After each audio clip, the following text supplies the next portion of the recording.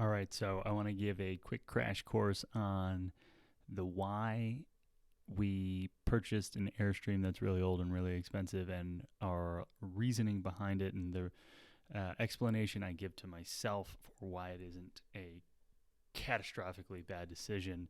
I have a history of moving quickly into financial choices, and I historically haven't always necessarily thought them through so much as used my gut. And so this is perhaps, even for me at least, it was more stressful than buying our home because it seemed more irresponsible. And so I compensated by really trying to dive into numbers. And I don't know, I'm not a real estate investor, and so numbers were all relatively new to me, but I scoured the internet, collected what I thought were some strong resources to use as ways to inform the decision, and I'm going to share them with you now. And so we bought an Airstream. If you don't know what an Airstream is, it's an RV, which is a recreational vehicle, and they've been around forever. They use airplane grade aluminum, and typically look really cool. Ours is particularly old. Here's photos from the listing, from the last people that owned it and their listing. And so kind of minimalist, kind of clean, kind of modern, kind of Scandinavian. It photographs well, was used as a rentable photography studio as well. It is cute. It's a cute little Airstream, and of all of the what I found when I was doing some research, of all of the areas of growth on Airbnb and in short-term rentals, the highest growth are these like standalone units, these mini homes or tiny homes or RVs or buses or like quirky spaces. They're growing both in nights rented and dollar value and number of new listings. And so, one of the things that we had thought when we first bought our house was how if there was a box that was left unchecked, it was, there's no rental unit in our home. And so at the end of last year, my wife and I started thinking, well, it would be kind of cool to put a tiny home on our property and rent that out. And it only took like a day's worth of research on tiny homes to see that they're either $100,000+ to purchase like a prefab one, or they are months and months, if not years, of work to build your own. That assumes that you have some competency in building things. And while I aspire to have competency building things, I don't have it now. And so to learn on the job sounded hard.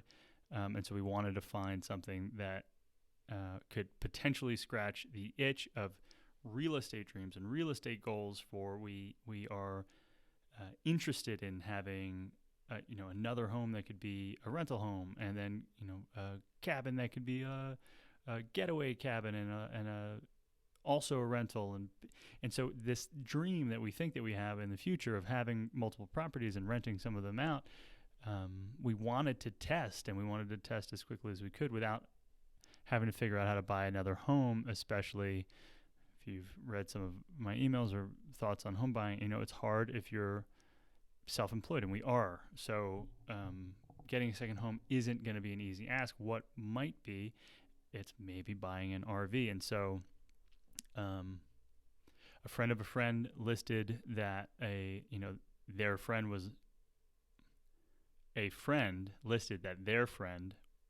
selling an Airstream right when we had said we're no longer going to think about a tiny home, too expensive. And so things escalated quickly, and I want to show you how we backed into rationalizing spending $50,000 on a 50-year-old Airstream. And so I built this table using the best of the internet that I could find for how to think about purchasing. This was built for like homes and real estate transactions, and I modified as best I could to think about this Airstream. And so I break it into best case, which I think is still a moderate case, and then a middle case and a worst case. And the key things to think about are certain things around the loan. So we chose to take out a loan because I wanted to keep as much cash on hand, and we're not flush enough to just move $50,000 for any transaction right now. And so the seller asked for a down payment, so we deposited $2,000. We thought we'd put, for square numbers, $8,000, an additional $8,000 out of pocket to purchase this RV, and then the total amount that would go on a loan was just under $40,000, 5-year loan, interest rate of 5.3%. And so not a terrific interest rate considering our mortgage is under 3%, but also not the worst interest rate. And $40,000 in an additional loan is meaningful. So it gives us incentive to move quickly and pay this thing off and turn it into a revenue generating,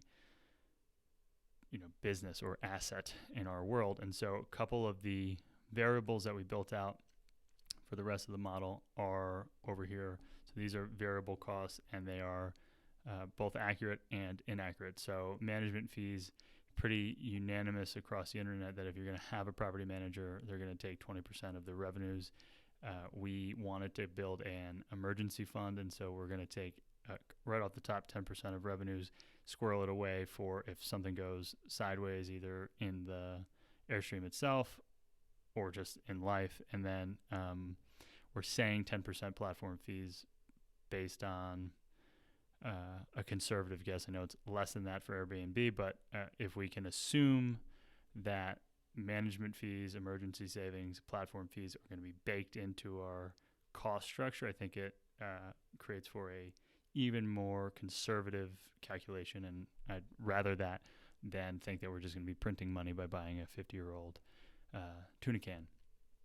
And so T&D Transport is an actual transportation company that we hired to move the Airstream from Atlanta to Asheville. And so I bucketed, and the numbers, turn out to be less, but we've bucketed $1,000 for transporting it from the city was into our city, and then another $1,000 for getting it up our hill and onto part of our property where we wanted it.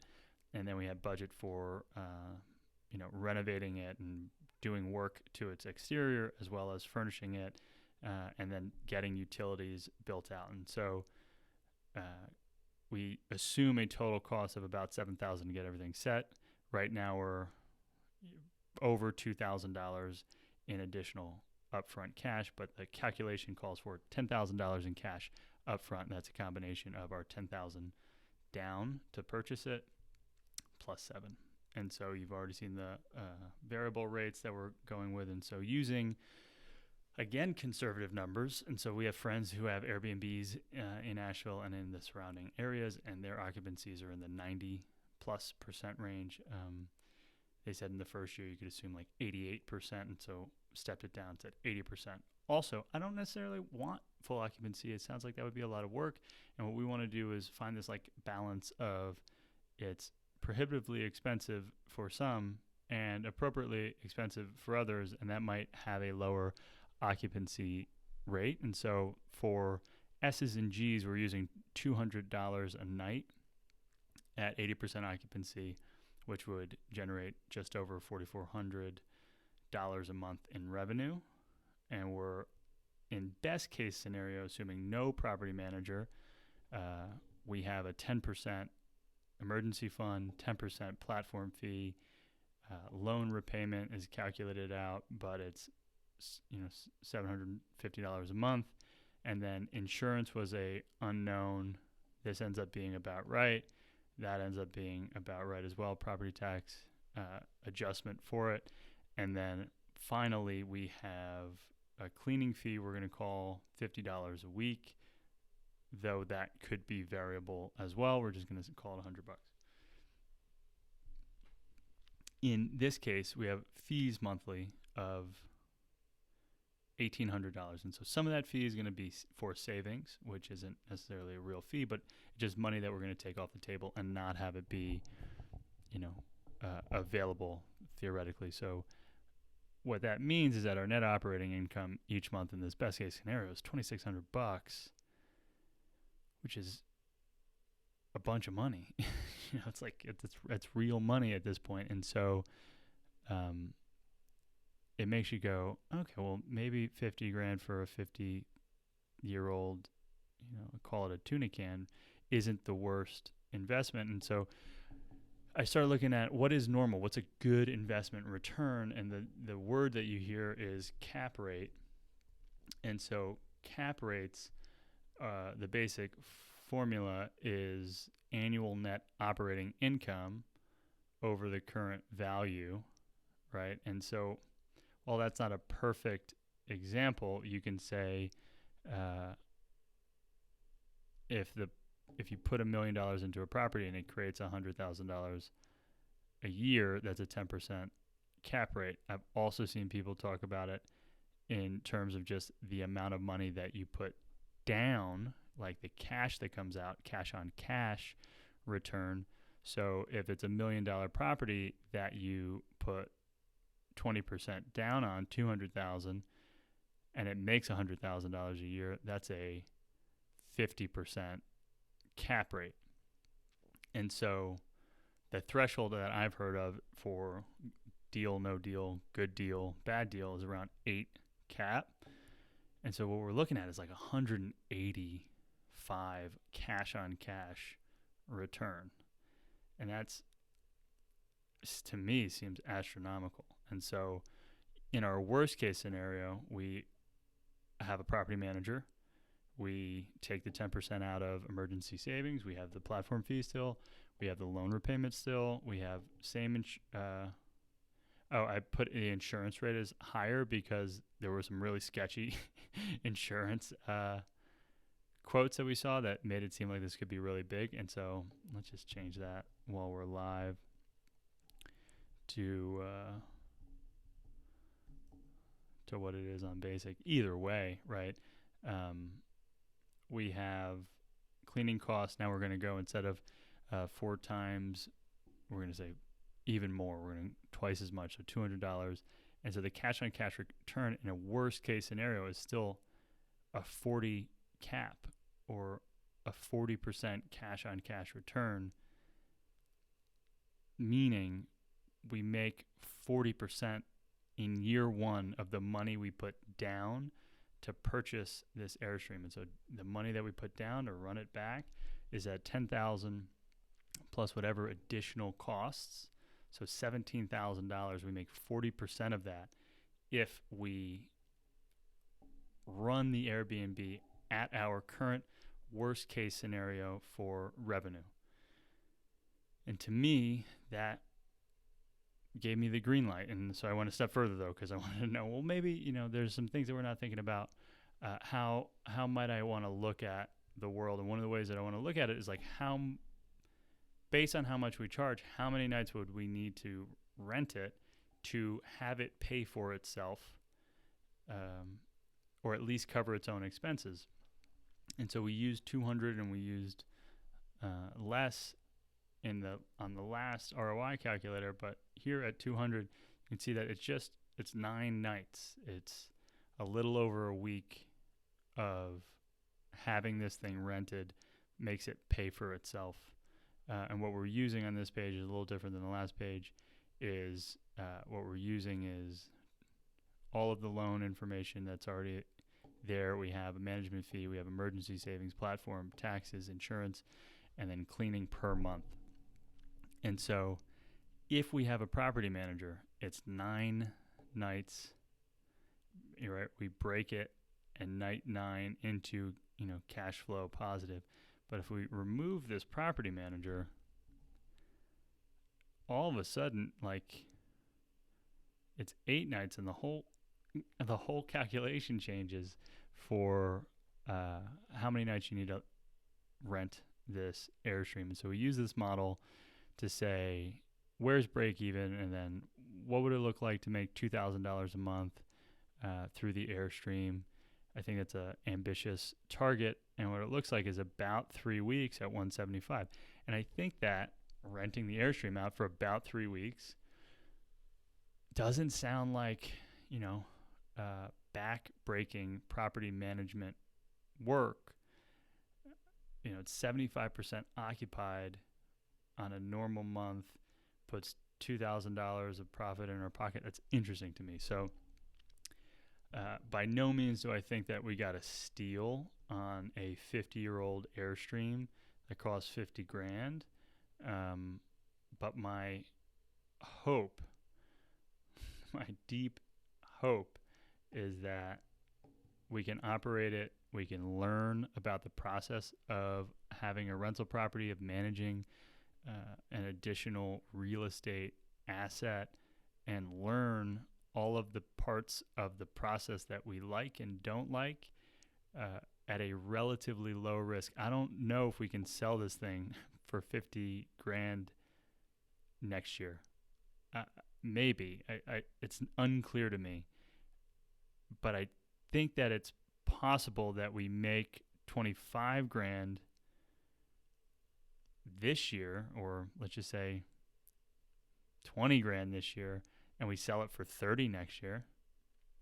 I think that's possible. And so when I looked at best case scenarios, it's this thing, prints money and it's fun and we get to meet people and it inspires this real estate dream. And at the worst case, it's, we took out an additional loan and that's a burden, and managing the property is a burden, and we don't enjoy it, and it's not fun, and it ends up that no one wants to stay in an Airstream. I still think that there's revenue made in the learning process, and there's an asset that we could then sell. And even if it's a loss, even if somehow we sell it at a loss, say of a cumulative 5,000 or 10,000, which feels so big and scary, I would call that a college level, semester of learning that is paid for through hard work and focus and intention. And at the end of the day, what we calculate is that the best case scenario, worst case scenario comparison is interesting. Assuming worst case scenario, I still think it's a lesson that I would, in the end, pay to learn. And I think that with skin in the game, it forces me to be better and pay more attention and make things work. And so that is our rationale for buying a 50-year-old $50,000 I call it tin can, tuna can.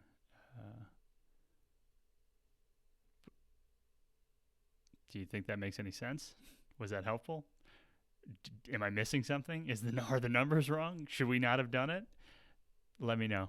I hope you're well. Let me know if you I could probably send this spreadsheet if you ever want to poke around and try and model this for an investment you want to make. Just reach out. Let me know.